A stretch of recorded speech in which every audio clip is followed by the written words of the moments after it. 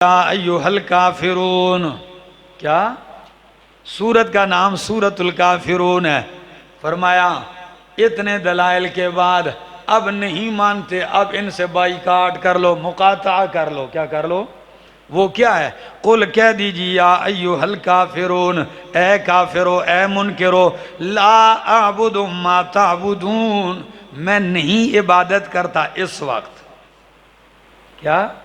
اس وقت ما تعبدون، جن کی تم اس وقت عبادت کر رہے ہو، ولا انتم عابدون، اور نہیں ہو تم ولا انتم، اور نہ تم ہو عبادت کرنے والے، اب ما اعبدو، جن کی میں اب عبادت کرتا ہوں، ٹھیک ہے؟ یا ولا انا عابدون، اور نہیں ہوں میں آئندہ بھی عبادت کرنے والا، ما عبدتم، جن کی تم عبادت کرتے تھے، نہ میں اب کرتا ہوں ان کی عبادت جن کی تم عبادت کرتے ہو، نہ میں مجھ سے آئندہ بھی یہ توقع نہ رکھنا۔ میرے اخلاق بڑے ہیں، لیکن میرے اخلاق کا یہ مطلب نہیں ہے کہ میں آپ کی شرکیہ کاموں میں شریک ہو جاؤں، آپ کے میلوں میں شریک ہو جاؤں، نہیں، میں آئندہ بھی نہیں کروں گا۔ وَلَا أَنْتُمْ عَابِدُونَ مَا أَعْبُدُ، اور تمہاری حالت سے اب یہی توقع کی جا سکتی ہے کہ تم آئندہ بھی میرے رب کی عبادت نہیں کرو گے۔ لَكُمْ دِينُكُمْ وَلِيَ دِينِ، تمہارے لیے تمہارا طریقہ، میرے لیے میرا طریقہ۔ میرا طریقہ توحید کا بیان ہے، اور تمہارا طریقہ توحید کا انکار ہے۔ سمجھ میں آ رہی؟ آگے یا اللہ، سورت کافرون میں مقاطعہ بائیکاٹ کر لیا، فرمایا کیوں ڈرتے ہو؟ جب بائیکاٹ کر لیا تو میری مدد آ جائے گی۔ کیا کی جائے؟ آ جائے گی۔ توڑ کے تو دیکھنا ہے ان لوگوں سے تعلق، کافروں سے، میرے دشمن سے تعلق توڑ، میں تیرے ساتھ ہو جاؤں گا۔ اذا جاء نصر اللہ والفتح، جب یہ سورت کا نمبر ہے نزول کے اعتبار سے 114، سب سے آخری سورت قرآن کی یہ ہے نزول کے اعتبار سے۔ اذا جاء نصر اللہ، جب آ جائے اللہ کی مدد، والفتح، اور فتح، مکہ فتح ہو جائے، ورأیت الناس، اور دیکھے تو لوگوں کو، یدخلون فی دین اللہ افواجا، داخل ہوں گے دین کے اندر افواجا، فوج در فوج اللہ کے دین میں داخل ہوں گے۔ فسبح، پس تو پاکی بیان کر اپنے رب کی تعریف کے ساتھ، واستغفرہ، اس سے بخشش طلب کر، انہو کان توابا، بے شک وہ بہت بڑا توبہ قبول کرنے والا ہے۔ یعنی تیاری کر لیجئے، مکہ فتح ہو گیا، لوگ دین میں آ گئے ہیں، آپ کی آمد کا مقصد پورا ہو گیا، اب توبہ استغفار پہ، تسبیح پہ زور دیجئے۔ نبی علیہ السلام کی وفات کی طرف اشارہ تھا کہ آپ کا مشن پورا ہو گیا، اب تسبیح اور تحمید اور استغفار پہ زور دیجئے۔ آگے سورت کا نام ہے سورت لہب اور سورت تبت، دونوں نام ہیں۔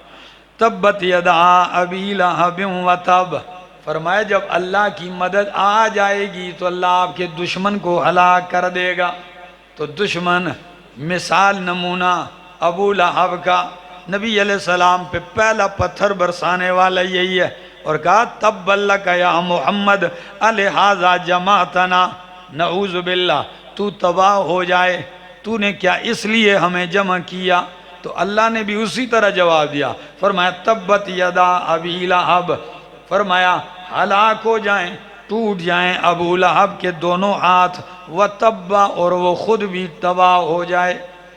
کلمہ بددعائیہ یا خبر ہے، کیا ہے کہ ایسے ہو گیا ہے۔ ہاں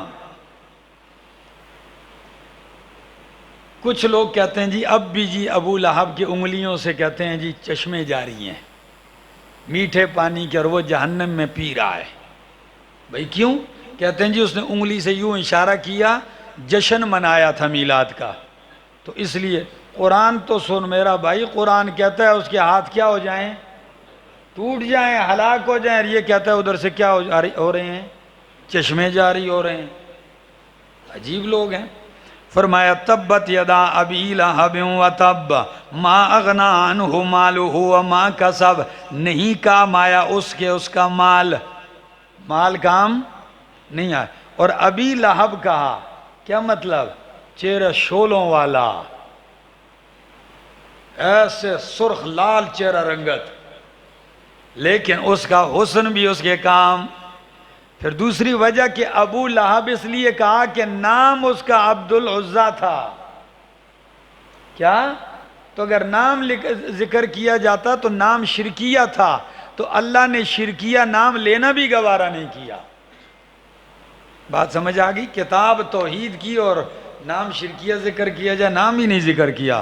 فرمایا ما اغنا عنہ مالہ وما کسب، نہیں کام آیا اس کے اس کا مال۔ کون سا مال؟ جو میراث میں ملا، وما کسب، وہ مال جو اس نے خود کمایا۔ فرق سمجھ میں آ گیا؟ وہ مال جو میراث میں ملا وہ بھی کام نہیں آیا، جو اس نے خود کمایا وہ بھی کام نہیں آیا۔ یا دوسرا فرق کہ ما اغنا عنہ مالہ، نہیں کام آیا اس کے اس کا مال، وما کسب، اور اس کی اولاد، کیونکہ اولاد بھی انسان کا کسب ہوتا ہے، تو اولاد بھی کام نہیں آئی۔ سیصلی نارن، عن قریب داخل ہوگا، نارن، آگ میں، ذات لہب، شولوں والی آگ میں۔ وہ خود ابو لہب، اور جس آگ میں جائے گا وہ ذات لہب، ٹھیک ہے نا، ادھر ہی جائے گا۔ وامرأتہ حمالۃ الحطب، اکیلے نہیں جائے گا، ود فیملی جائے گا۔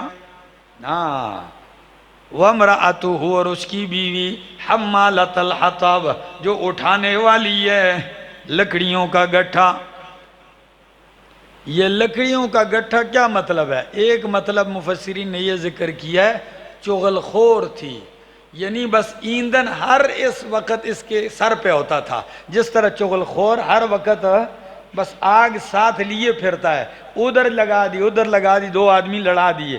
اس کا بھی محلے میں، ہر گاؤں میں، شہر یا ہر خاندان میں بعض لوگ ایسے جن کی ڈیوٹی لگائی ہوتی ہے شیطان نے، بس تو نے یہی کام کرنا ہے، لڑانا ہے لوگوں کو، وہ ایندھن لے کے پھرتا رہتا ہے، کبھی ایک رشتہ دار کے گھر میں کبھی دوسرے رشتہ دار کے گھر، تو اس کا بھی یہی کام تھا۔ یا دوسرا کہ حمالۃ الحطب، کہ یہ رات کو یہ جاتی جنگل سے کانٹے دار خاردار جھاڑیاں کاٹ کے لاتی، پھر وہ کانٹے جمع کر کے نبی علیہ السلام کے گھر کے باہر بچھا دیتی،